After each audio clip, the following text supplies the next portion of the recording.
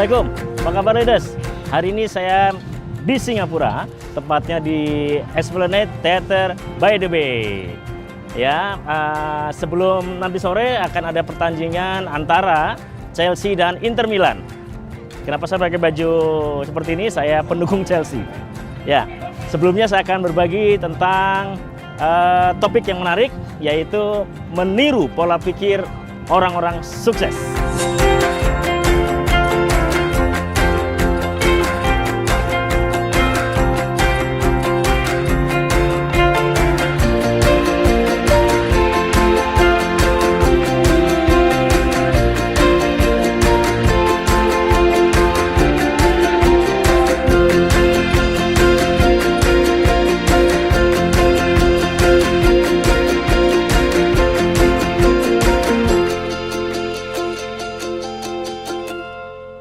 Katanya 90% dari jumlah uang yang beredar dikuasai oleh 10% populasi jumlah orang di dunia. Bayangkan 10% tadi, orang elit tadi itu menguasai 90% kekayaan. Dan ketika dilakukan pemetaan ya, misalnya uang di seluruh dunia dikumpulkan, kemudian dibagikan merata seluruh manusia dapatkan uang yang sama. Dalam waktu 5 tahun, komposisi akan kembali kepada yang semula lagi, yaitu 10% orang akan menguasai 90% jumlah uang yang beredar. Unik bukan? Kenapa bisa begitu? Mari kita bereksperimen sedikit ya. Carilah 10 responden. Kemudian kita tanya begini. Kalau Anda mendapatkan uang 1 miliar, sekarang apa yang akan Anda lakukan? Catat jawabannya dan amati dan melihat pattern atau pola-pola yang tertentu dan jawabannya dari responden kita tadi. Orang-orang kaya atau menjadi kaya karena mereka berpikir dengan cara-cara tertentu, merasa dengan cara tertentu, dan melakukan hal-hal tertentu pula. Dan pada akhirnya memang tidak sama dengan orang-orang kebanyakan. Nah, ada istilah namanya role modeling, atau apa yang jadi contoh atau menjadi idola. Sadarkah kita bahwa apa yang kita kerjakan, misalnya cara kita berpakaian, cara kita bergerak, cara kita kerja, cara kita jalan, dan sebagainya, sebenarnya adalah meniru dari orang yang tertentu yang kita jadikan role model atau jadikan contoh atau jadi idola dalam hidup kita. Sengaja atau tidak, role modeling adalah cara manusia yang paling alamiah.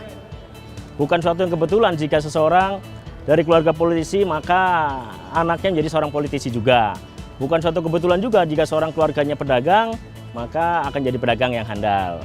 Jika seorang ibu atau bapaknya seorang artis misalnya, maka anaknya jadi bintang film juga. Memang tidak selalu seperti itu, tapi kebanyakan seperti itu. Problemnya adalah proses role modeling ini seringkali tanpa kita sadari.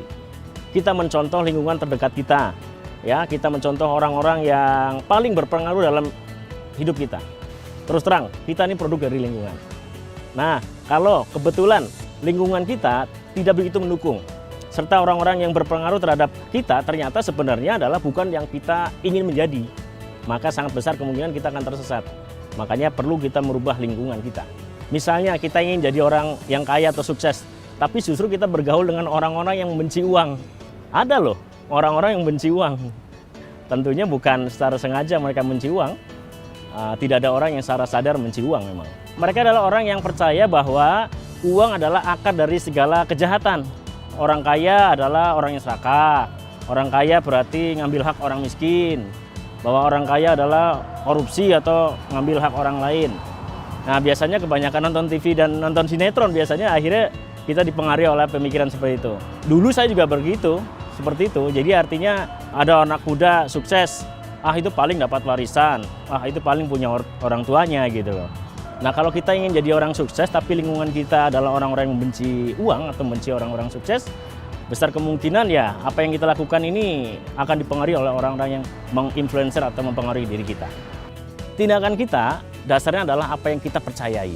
Kalau belief kita adalah bahwa uang itu adalah jahat, maka sangat besar kemungkinan kita akan menjadi orang kaya. Tapi orang kaya yang jahat kalau kita menjadi orang jahat. Jadi uang hanya mempertegas siapa diri kita. Kalau dasarnya memang orang baik, ya, ketika mendapatkan banyak uang, insya Allah makin dermawan, makin dekat dengan Tuhan, makin baik sama orang lain. Jadi benang merahnya adalah kalau lingkungan kita adalah orang-orang yang memiliki belief system yang tidak mendukung cita-cita kita, maka kemungkinan kita akan semakin sulit menjadi seperti apa yang kita inginkan, karena idola kita adalah orang yang salah. Seperti yang saya sampaikan sebelumnya bahwa proses role model ini sering terjadi pada kita tanpa kita sadari. Nah, dengan demikian pemahaman kita belajar juga secara ilmiah ini dengan mencontoh, ya, bukan sebaiknya kita secara sadar menentukan role model atau memilih siapa yang jadi idola kita. Ya, misalnya jika ingin jadi petenis ya profesional misalnya, sebaiknya ya kita ngambil role modelnya ya Roger Federer yang legendaris atau Nadal.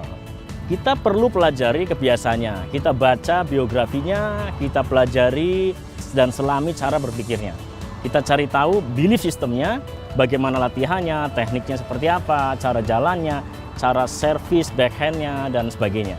Kalau kita ingin jadi seorang pengusaha atau leaders yang sukses, kita akan cari tahu, ingin belajar dari role model yang seperti itu. Pelajari kebiasaan, cari tahu belief sistemnya, buku apa yang dibaca, bertemu dengannya. Kalau bisa, ajak mereka makan siang atau ngobrol, konsultasi, sehingga Anda bisa minta nasihat darinya. Bahkan angkat dia jadi mentor atau pelatih Anda. Dan kalau kita ingin jadi orang kaya, carilah milioner untuk dijadikan role model. Siapa tokoh idola terbaik? Nah, saya sebagai seorang Muslim, ya Nabi Muhammad SAW. Beliau adalah sebaik-baiknya contoh, ya dalam kepemimpinan, kepemimpinan dalam keluarga, kepemimpinan dalam negara, memimpin umat, sebagainya. Manusia yang paling mulia di muka bumi. Michael Hart, penulis buku bestseller dunia, judulnya adalah 100 tokoh paling berpengaruh dalam sejarah. Ia menghabiskan waktu 28 tahun menulis buku tersebut. Di buku itu dia mengatakan Nabi Muhammad sebagai tokoh paling pengaruh nomor 1. Dari 1400 tahun yang lalu, pengaruhnya dahsyat sekali sampai sekarang. Mark Victor Hansen dan Robert G. Allen yang terkenal dengan bukunya The 1 Million Millionaire. Dia menyarankan pada kita seperti ini. Setiap bulan cari satu orang milioner yang bisa diajak makan siang, Anda bisa ngobrol dengan dia, Anda bisa belajar dari dia, kemudian ajukan pertanyaan-pertanyaan seperti ini. Bagaimana caranya Anda mendapatkan 1 miliar pertama?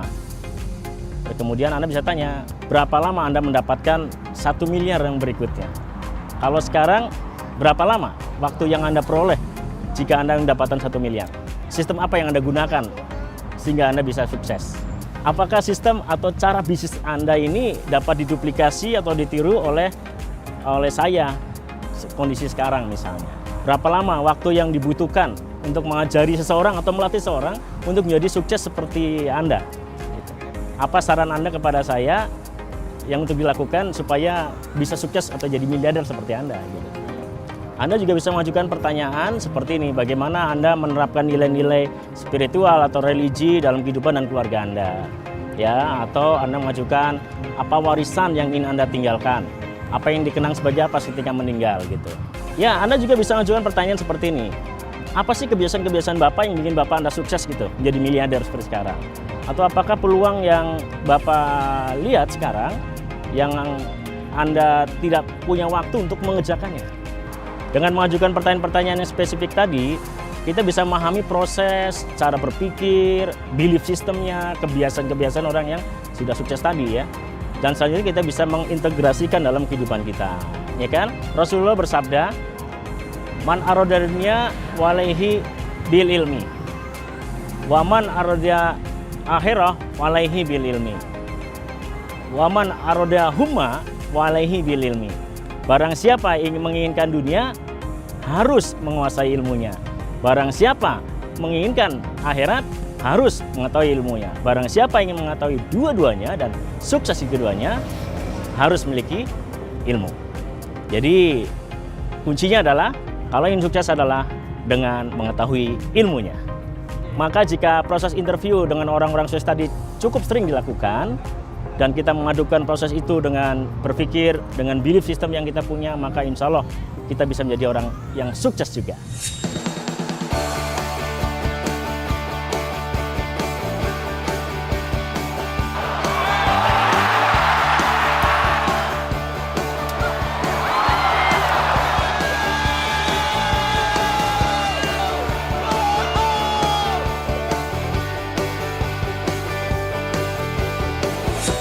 Baik leaders, jika video ini sangat bermanfaat, Anda silakan bagikan, sharing pada sahabat-sahabat Anda dan keluarga Anda dengan cara Anda like, jempol, Nah, subscribe ya. Saya doakan Anda bisa meniru orang-orang sukses dan betul-betul menjadi orang sukses dunia dan akhirat. Go sukses, go freedom.